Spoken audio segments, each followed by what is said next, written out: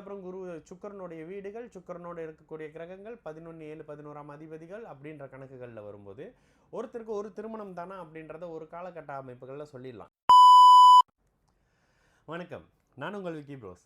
நமக்கு எண்கணி ஞானத்தையும் வேத ஜோதிட ஞானத்தையும் ஆன்மீக ஞானத்தை வழங்கிய அனைத்து குருமார்களுக்கும் நன்றி என்ற வேளையில் இது ஒரு ஜோதிட விளக்கு வீடியோ விருப்பம் உள்ளவர்கள் தொடர்ந்து பார்க்கலாம்.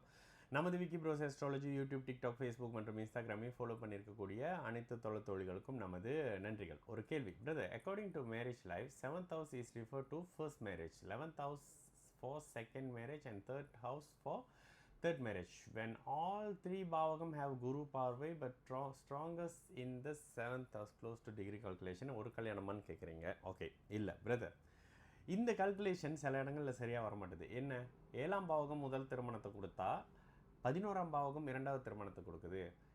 முதல் திருமணத்தை 11ஆம் பாவகம் கொடுத்தால் 7ஆம் பாவகம் 2வது திருமணத்தை கொடுக்குது. இது எந்த அளவுக்கு அப்படின்னு பார்த்தீங்கன்னா, 1வது இப்போ இருக்கக்கூடிய கால சூழ்நிலைகள், லைஃப் ஸ்டைல் இருக்குதுல்ல, இந்த லைஃப் ஸ்டைல் காரணமாகவும் இதில் என்னென்னா, முதல்ல 7ம் 11ம் திருமணத்துக்கான அமைப்பு, 3ஆம் பாவகம் வந்து ஒரு என்ன சொல்லுவாங்க, ஒரு ஒரு சப் அமைப்புன்னு வச்சுக்கோங்களேன். அந்த மாதிரி, அதாவது என்னென்னாக்கா முதல் நிலையில் 7ம் 11ம், லாஸ்ட்டாக வந்து 3வது பாவகம்.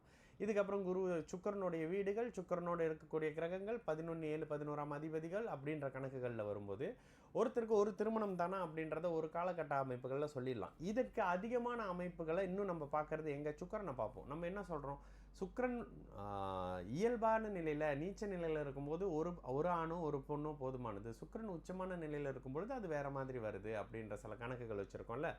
அந்த தன்மைகளில் பார்க்கும் பொழுது இப்போ நீங்கள் கேட்ட இந்த விஷயம் சரியாக வராது. இப்போ 3ஆம் இடத்துல குரு இருக்கிறாரு, எந்த லக்னத்துக்கும் 3ல் இருந்தாருன்னா 7 11 கனெக்ட் பண்ணுவார். 7ஆம் இடத்துல இருக்கிறாருன்னா 11 3 கனெக்ட் பண்ணுவார். 11ஆம் இடத்துல இருக்கிறாரு அப்படின்னாக்கா 3யும் 7யும் கனெக்ட் பண்ணுவார். 3 5 7 கனெக்ட் பண்ணுவார். அப்போது குருவின் பார்வை என்பதே அந்த 1 5 5 7 9ஆம் பார்வை, அந்த சுப பார்வைன்றது இந்த பாவகங்களை அந்த குரு தசையில் செயல்படுத்தும். ஓகேங்களா? இல்லைங்க, குருவின் பார்வையில் ஒரு கிரகம் வந்துடுறாரு, அவர் 7ஆம் அதிபதியாக இருக்கிறாரு, அந்த அமைப்புகளில் அந்த திருமணம் நடக்கும். இப்போ 7ஆம் பாவகத்தில் ஒருத்தருக்கு திருமணம் நடக்க போதா, 11ஆம் பாவகத்தில் ஒருத்தருக்கு திருமணம் நடக்க போதா, 3ஆம் பாவகத்தில் நடக்க போதா அப்படின்றத பார்க்கறதுக்கு 7ஆம் பாவக அதிபதி எப்படி இருக்கிறாரு. ஒருத்தருக்கு 20லேருந்து 25 வயசுக்குள்ளே கல்யாணம் ஆயிடுச்சுங்க, 7ஆம் பாவகம் 7ஆம் அதிபதி எல்லாம் அட்டகாசமாக சூப்பராக இருக்கிறாங்க. ஒருத்தருக்கு 40 வயசு வரைக்கும் கல்யாணம் ஆகலைங்க, 7ஆம் பாவகம் 8ஆம் பாவகம் பாதிக்கப்பட்டிருக்குங்க. இவ்வளோ தானே அடிக்கடி எல்லா லைவ்லையும் சொல்கிறோம். அப்போது இயல்பாக 7ஆம் பாவகம் பலமாக இருக்கிற பட்சத்தில் அங்கேயே ஒரு திருமணத்தோடு நின்றுறாங்க. 7ஆம் பாவகம் கெட்டு போயிருக்குது, பாவகத்தில் ராகு இருக்கிறாரு, சனி இருக்கிறாரு, செவ்வாய் மாதிரியான கிரகங்கள் இருக்கிறாங்க. முதல் வாழ்க்கையை அந்த பாவ கிரகங்கள் கெடுக்கிறாங்க. அதுக்கு பிறகு 11 3 அமைப்புகளில் இன்னொரு விஷயம் வருது தானே தவிர்த்து, எடுத்த உடனே முதல்ல இப்படி இருக்காரு கண்டிப்பாக 3 கல்யாணம் 7 கல்யாண அமைப்புகள் சொல்ல முடியாது. இன்னொன்று, ஜோதிடத்தில் திருமணம்னு சொல்கிறது நீடித்த அமைப்புகளில் ஒரு பெண்ணோடையோ ஒரு ஆணோடையோ தாம்பத்தியம் அனுபவிக்கிறது தானே தவிர, தாலி கட்டுறது மோதிரம் போடுறது கிடையாது.